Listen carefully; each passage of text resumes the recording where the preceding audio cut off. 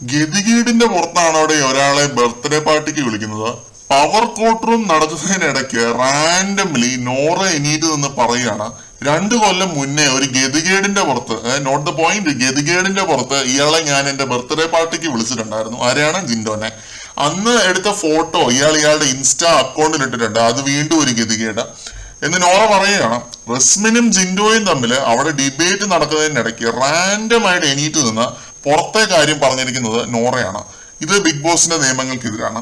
നോറ ഇത് പറഞ്ഞതും ജിൻഡോ പറയുന്നുണ്ട്, ഈ കംപ്ലൈന്റ് നോറയുമായിട്ട് ഒരു ബന്ധവുമില്ല, എന്തിനിതൊക്കെ ഇവിടെ എടുത്തു പറയണമെന്ന് ജിൻഡോ ചോദിക്കുന്നുണ്ട്. അത്യാവശ്യം റേസ് ആവുന്നുണ്ട് നോറയ്ക്ക് നേരെ.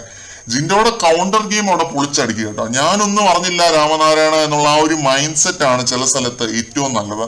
അതേപോലെ പുറത്തെ കാര്യങ്ങളെല്ലാം ഞാൻ മറന്നുപോയേ, എനിക്കറിയത്തില്ലേ എന്ന് പറഞ്ഞ ആ ഒരു അംനീഷ്യ പരിപാടിയാണ് ബിഗ് ബോസിൽ ഏറ്റവും ബെസ്റ്റ്.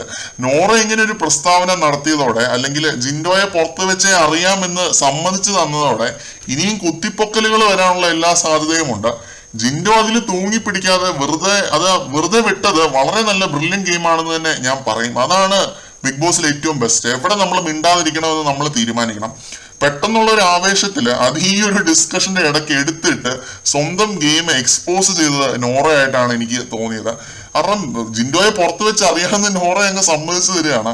അപ്പൊ പിന്നെ നോറ 5-6 പേരെയും കൂടെ അറിയാം, ഞങ്ങൾ പ്ലാൻ ചെയ്ത് വന്നതും കൂടെ അങ്ങ് സമ്മതിച്ചു കഴിഞ്ഞാൽ പിന്നെ നോറയുടെ ഗെയിം അവിടെ തീർന്നു സത്യം പറഞ്ഞു കഴിഞ്ഞാല്. അപ്പൊ അതായിരുന്നു നോറയുടെ കാര്യം. നോറ എപ്പോഴും ഇങ്ങനെയാണ്, വഴിയോടെ പോകുന്ന എല്ലാ വള്ളിയും എടുത്ത് പിടിക്കും. കൂടുതൽ അപ്ഡേറ്റുകളുമായിട്ട് നമുക്ക് വീണ്ടും കാണാം.